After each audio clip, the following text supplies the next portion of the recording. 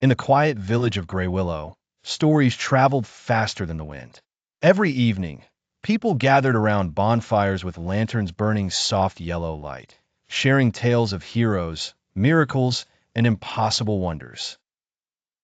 In the center of it all stood Aleister Grey, the so-called Great Magician. He wore long black robes, carried a shiny wooden staff, and spoke in deep, dramatic tones that made even the bravest villagers shiver with awe. But there was one truth only Aleister knew. He was not a magician at all, not even close. He had no magical powers, no spells, no gifts. Only clever tricks, misdirection, and a loud voice. Yet the villagers adored him. He pretended to make fire appear, when really it was a hidden spark.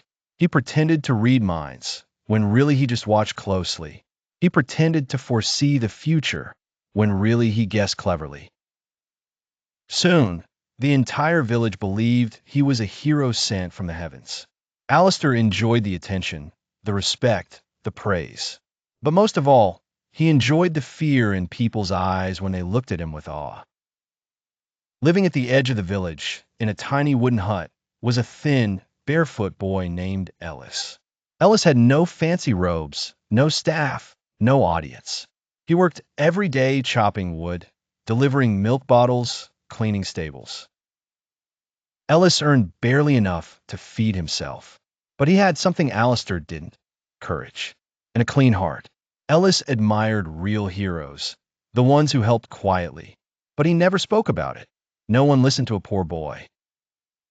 One morning, as fog covered the ground like a white blanket, a terrifying roar came from the darkened forest. The forest no villager dared to enter.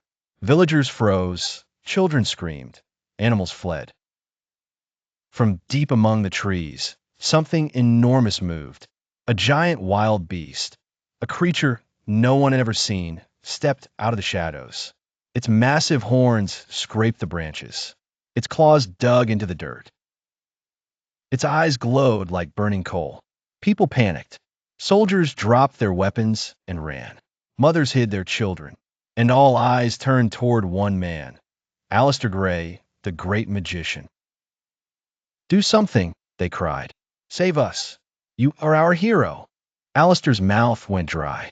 His legs trembled. He raised his staff with shaking hands. "Have no fear," he shouted, trying to sound confident. I shall defeat this beast." But when the beast roared again, shaking the ground, Aleister choked in terror. His staff fell. His robes tangled around his legs. And he ran, straight toward the village, leaving everyone behind.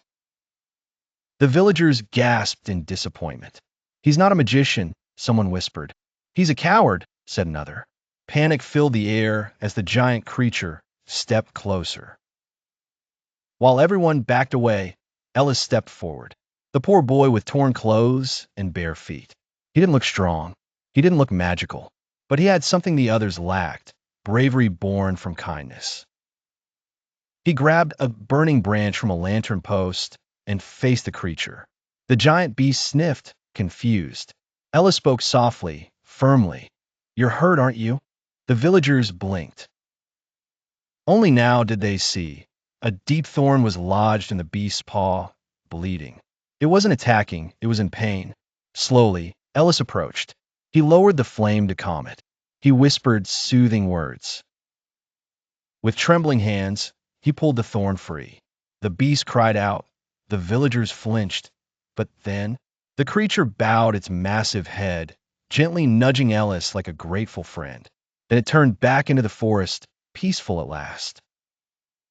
Silence filled the village. The poor boy had done what the Great Magician could not. Aleister, who had been hiding behind a hut, returned, pretending he had been preparing a spell. I almost defeated it myself," he lied loudly. But no one believed him. A villager said calmly, "We know who saved us." Everyone turned to Ellis. He stood awkwardly, holding the burnt branch, embarrassed by the sudden attention. A little girl ran to him and hugged him. A farmer removed his hat in respect. The elder of the village spoke firmly. "A hero isn't someone who pretends to have power. A hero is someone who acts when it matters. Alistair felt tears fill his eyes, tears of shame. He walked up to Ellis, head lowered. I fooled everyone, but today you opened my eyes, he said quietly.